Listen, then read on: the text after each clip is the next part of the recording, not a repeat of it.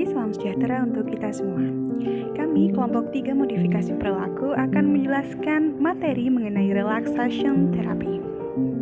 Kelompok kami terdiri dari Agisna, Adiba, Nubdati, Firda, dan Kosita. Selamat menyimak. Konten yang akan kita bahas pagi ini ada konsep dasar, kemudian prinsip-prinsip, dan jenis serta penerapannya. Baik, selanjutnya kita akan menelisik mengenai konsep dasar dari teknik relaksasi. Jadi sebelumnya Martin dan Peer pada tahun 1999 menjelaskan bahwa terdapat beberapa teknik modifikasi perilaku. Salah satunya ini adalah teknik relaksasi. Nah, selanjutnya teknik relaksasi itu sebenarnya apa sih? Jadi teknik relaksasi ini adalah sebuah penanganan psikologis yang dapat membantu untuk menurunkan kondisi tubuh pada seseorang yang sedang tegang atau kondisi tubuh yang ditimbulkan oleh stres. Hal ini disampaikan oleh Nur Cahyani dan Fauzan pada tahun 2016. Kemudian, dasar pemikiran seperti apa yang mendasari teknik relaksasi ini? Jadi, relaksasi ini adalah sebuah pengaktifan saraf parasimpatis dan menstimulasi naiknya semua fungsi yang diturunkan oleh saraf simpatis. Hal ini juga berkaitan dengan jenis-jenis dari relaksasi itu sendiri. Disampaikan dalam Herawati 2015, disampaikan ini menurut Milton Berger ya, bahwa jenis-jenis relaksasi itu ada 4, yaitu relaksasi otot, relaksasi pernafasan, dan relaksasi meditasi, dan yang terakhir relaksasi perilaku. Selanjutnya itu ada prinsip-prinsip prosedur relaksasi. Menurut Purwanto, prosedur relaksasi telah banyak digunakan pada klien yang mengalami gangguan dengan simptom psikosomatis, diantaranya seperti sakit kepala atau migrain, tukak lambung, ekzim. Selain itu, prosedur relaksasi dapat juga digunakan untuk membantu subjek yang mengalami insomnia, hiperaktif, gangguan bicara, hingga fobia. Ada beberapa prinsip yang perlu diperhatikan dalam penerapan prosedur relaksasi. Menurut Walker, dalam Edi Purwanto, yaitu yang pertama, ada subjek perlu disadarkan akan kebutuhan relaksasi sebagai upaya untuk mengurangi kecemasan yang selama ini dialaminya. Ya, jadi keberhasilan dalam menyadarkan subjek akan kebutuhan relaksasi itu dapat membantu dengan cepat mengatasi masalah yang dialami subjek. Yang kedua, prosedur relaksasi akan lebih efektif bila subjek mampu melakukan self-control. Ya, dalam hal ini, kemampuan subjek untuk menentukan kapan harus rileks akan mendorong subjek lebih cepat dalam mengatasi masalahnya. 3, situasi sekitar, kemudian ruangan, peralatan lain yang digunakan termasuk kemampuan terapis dalam menjamin subjek untuk bebas dalam berekspresi sehingga subjek dapat bergerak dengan leluasa. 4, relaksasi dapat dilakukan bagian per bagian tubuh, mulai dari yang paling mudah dengan gerakan-gerakan otot tangan, kaki, leher, kemudian baru secara keseluruhan. Nah, teman-teman, selanjutnya ada beberapa jenis dan upaya penerapan terapi relaksasi. Yang pertama yaitu relaksasi otot progresif.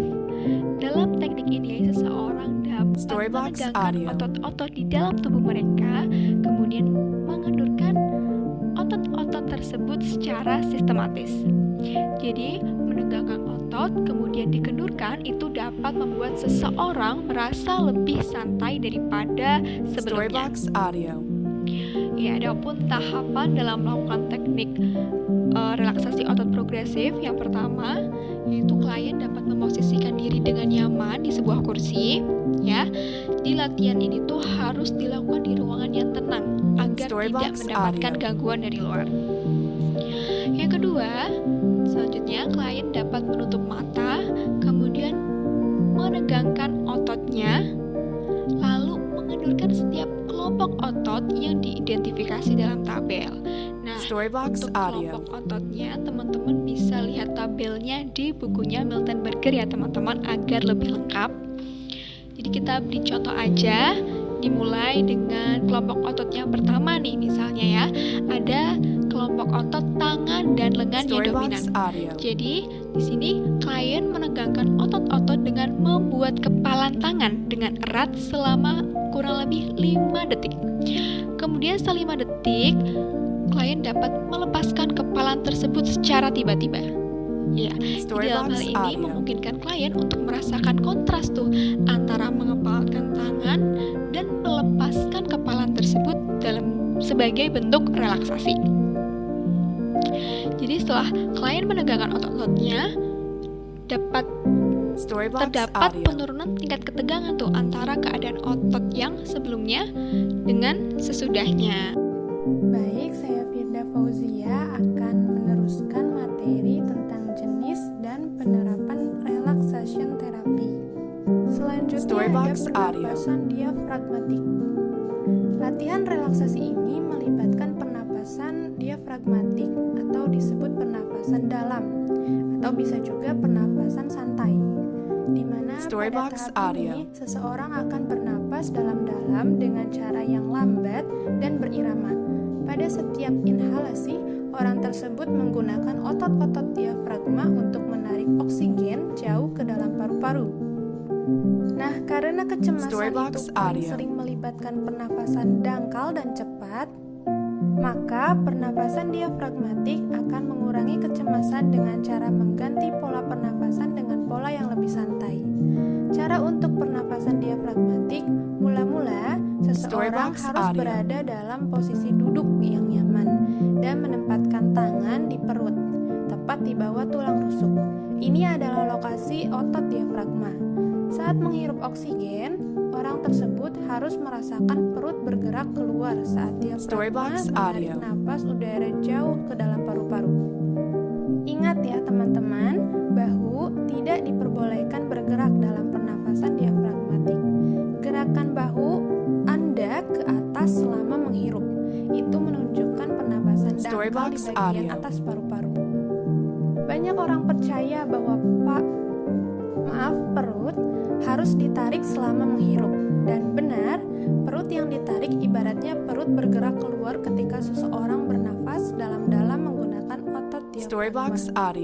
Untuk mempraktikkan pernapasan dalam dengan tujuan agar mengurangi kecemasan, orang tersebut bisa duduk, berdiri, atau berbaring dalam posisi yang nyaman dengan mata tertutup dan menghirup perlahan-lahan selama 3-5 detik sampai paru-paru nyaman diisi dengan udara. Kemudian orang tersebut dapat menghembuskan napas perlahan-lahan selama 3-5 detik. Perlu dicatat bahwa menghirup dan menghembuskan napas yang baik yaitu melalui hidung selama latihan pernapasan diafragmatik. Pada menghirup dan menghembuskan napas, orang tersebut harus memfokuskan perhatian pada sensasi yang terlibat dalam pernapasan. Misalnya, perasaan paru-paru mengembang, udara mengalir masuk dan keluar, juga pergerakan perut. Dengan memfokuskan perhatian pada sensasi ini, orang tersebut cenderung tidak berpikiran yang memicu kecemasan. Nah, dengan demikian, individu dapat menggunakan pernapasan dalam untuk mengurangi kecemasan yang timbul pada situasi tertentu. Latihan pernapasan diafragmatik adalah komponen dari sebagian besar prosedur relaksasi lainnya. Selanjutnya ada latihan memfokuskan perhatian. Latihan memfokuskan perhatian menghasilkan relaksasi dengan mengarahkan perhatian ke stimulus netral atau yang bersifat menyenangkan untuk menghilangkan perhatian orang tersebut dari stimulus penghasil kecemasan. Prosedur pada latihan ini sama seperti meditasi dan hipnosis, di mana semuanya menghasilkan relaksasi melalui mekanisme pemfokusan perhatian.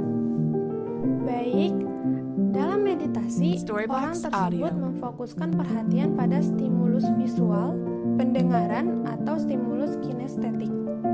Misalnya, orang tersebut menatap suatu objek, lalu ia memfokuskan perhatian pada mantra berulang, yaitu suara kata, atau berfokus pada gerakan pernapasannya sendiri. Setelah berfokus pada objek, mantra, atau pernapasan selama latihan meditasi, perhatian orang tersebut tidak dapat difokuskan pada rangsangan yang menghasilkan kecemasan. Dalam latihan visualisasi, orang tersebut memvisualisasikan atau membayangkan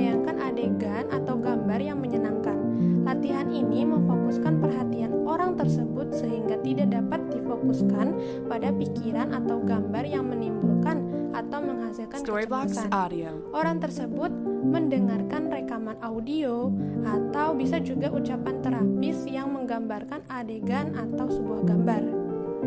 Individu dapat menggunakan posisi duduk atau berbaring yang nyaman dengan mata tertutup dan membayangkan sebuah adegan atau rekaman audio maupun terapis yang menggambarkan pemandangan, suara, dan bau saat membuat gambar. Misalnya, dalam menggambarkan adegan di pantai, terapis mungkin akan mengatakan, rasakan matahari hangat di kulit Anda, rasakan pasir hangat di bawah kaki Anda, dengarlah ombak dengan lembut menggulung ke pantai, mencium aroma manis. Jika banyak indera yang terlibat, orang tersebut lebih cenderung membayangkan adegan sepenuhnya. Hal tersebut dapat menggusur pikiran atau gambaran yang memicu kecemasan. Sementara itu, dalam hipnosis, orang tersebut berfokus perhatiannya pada saran hipnotis dari terapis atau dari rekaman audio. Dalam trans hipnotis, perhatian hanya terfokus pada kata-kata terapis, sehingga orang tersebut kurang menyadari rangsangan eksternal, termasuk pikiran dan gambar yang memicu kecemasan. Nah, perlu diperhatikan bahwa prosedur yang berfokus pada perhatian biasanya digunakan sebagai komponen prosedur relaksasi lainnya. Jenis relaksasi selanjutnya adalah pelatihan relaksasi perilaku. Dalam pelatihan ini, klien akan diajarkan untuk mengendurkan setiap kelompok otot dalam tubuh dengan mengasumsikan postur tubuh yang santai. Teknik ini mirip dengan teknik PMR, kecuali klien tersebut tidak tegang dan mengendurkan setiap kelompok otot. Klien akan diminta duduk di kursi santai dengan semua bagian tubuhnya dibaringkan di kursi. Kemudian, terapis akan memberikan instruksi bagi klien untuk memasukkan setiap bagian tubuhnya ke dalam postur yang benar. Adapun perilaku rileks dalam tiap bagian tubuh bisa dicek di makalah. Jadi, pelatihan relaksasi perilaku ini mencakup komponen prosedur relaksasi lainnya. Klien akan diajarkan untuk bernafas dengan benar dan perhatiannya terfokus pada masing-masing dari 10 perilaku relaksasi yang ada pada tabel prosedur.